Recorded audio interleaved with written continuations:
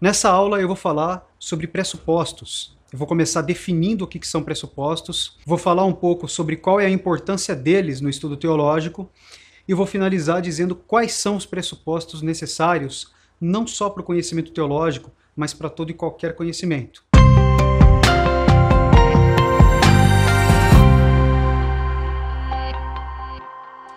Olá, alunos, amigos da Saber e Fé e acompanhantes da Saber e Fé no blog e nas mídias sociais. Eu sou o professor Paulo Ribeiro e nessa aula eu vou falar sobre a disciplina Prolegômenos, que é um assunto introdutório na teologia. Essa é a segunda de uma série de 3 aulas que estão sendo ministradas sobre prolegômenos. Nessa segunda aula, eu vou conversar sobre pressupostos.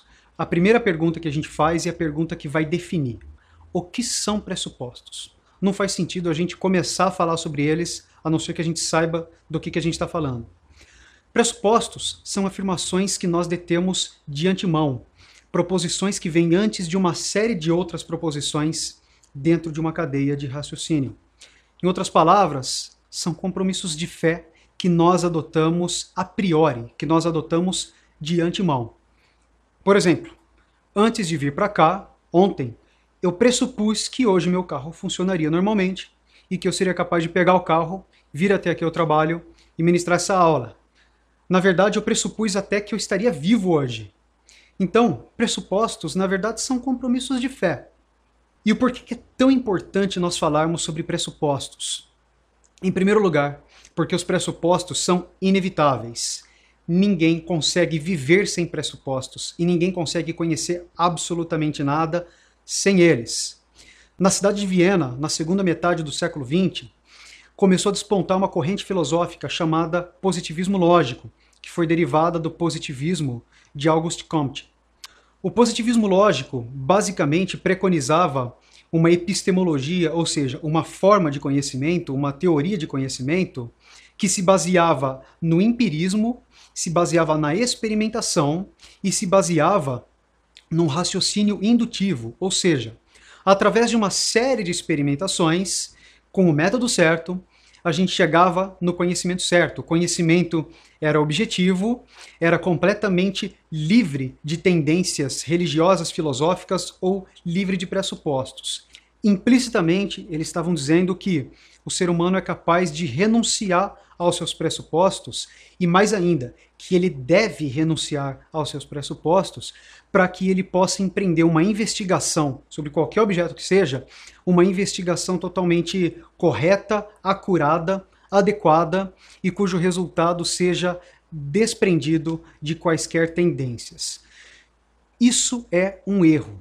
A Escritura nos mostra que o homem traz pressupostos, e não só a Escritura como palavra de Deus. A filosofia secular também mostra isso. Todos nós temos pressupostos, querendo ou não, e ninguém é capaz simplesmente de abdicar ou de renunciar momentaneamente aos seus pressupostos. Por exemplo, tem muita gente que diz que coletando uma série de evidências é possível se chegar à ideia da existência de Deus. Acontece que quando essas pessoas chegam à ideia de que Deus existe, elas chegam a essa ideia porque elas já criam na existência de Deus de antemão. Assim, toda investigação já está comprometida. E é esse o ponto. Nenhuma investigação verdadeira é descomprometida de pressupostos. Como nós dissemos, eles são inevitáveis. Assim, a gente entende que os pressupostos governam nosso conhecimento. Os pressupostos vão orientar todo o nosso conhecimento. Se os pressupostos são inevitáveis, se ninguém consegue abrir mão de premissas, de afirmações que se estabelece de antemão, então os pressupostos eles vão governar todo o nosso conhecimento.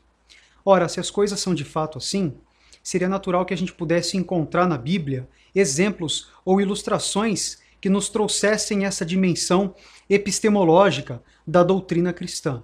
Sem dúvida, inúmeros textos da Bíblia têm uma dimensão epistemológica fortíssima, a partir da qual a gente consegue deduzir uma epistemologia legitimamente cristã.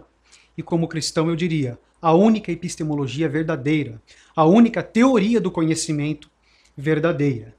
Para os nossos propósitos, basta a gente pegar um texto. É claro que a Escritura traz inúmeros textos sobre esse assunto. Como exemplo, eu vou adotar aqui o texto de Mateus, capítulo 12, dos versos 22 ao 28. Nesse trecho da Escritura, Jesus, diante de uma grande multidão, ele expulsa um demônio de uma pessoa que estava cega e surda por conta da ação demoníaca nela mesma. Essa grande multidão, olhando para essa cena e considerando o Antigo Testamento como pressuposto, estava propensa a considerar a possibilidade de Jesus ser de fato o Messias. Já os fariseus, olhando para o mesmo cenário, disseram que Jesus estava expulsando aquele demônio pelo poder de Satanás, pelo poder do príncipe dos demônios. Então repare nesse cenário. Nós temos um objeto, nós temos um cenário, uma coisa acontecendo, nós temos dois grupos olhando para esse mesmo objeto e chegando a conclusões diametralmente opostas sobre a interpretação correta do que estava acontecendo. O primeiro grupo, adotando os pressupostos das Escrituras, estava até considerando a possibilidade de que Jesus fosse o Messias. O segundo grupo, dos fariseus, olharam para o mesmo objeto, olharam para o mesmo cenário e chegaram a uma interpretação completamente diferente e anticristã. Repare que os fariseus, embora tendo acesso ao conteúdo das Escrituras, eles não criam nas Escrituras. Portanto, eles não estavam dispostos a considerar ali Jesus como Messias. Olha a lição epistemológica desse trecho. Nós temos um objeto de conhecimento. Nós temos duas interpretações distintas para o mesmo objeto. E essas interpretações são totalmente orientadas segundo os pressupostos adotados por cada grupo. Isso nos faz concluir que o nosso conhecimento verdadeiro, ele é orientado por pressupostos verdadeiros. Se nós queremos ter um conhecimento verdadeiro, nós precisamos adotar pressupostos verdadeiros. E esse é o terceiro ponto, a terceira grande razão por que é importante a gente falar sobre os pressupostos na teologia. Os pressupostos corretos orientam o conhecimento correto.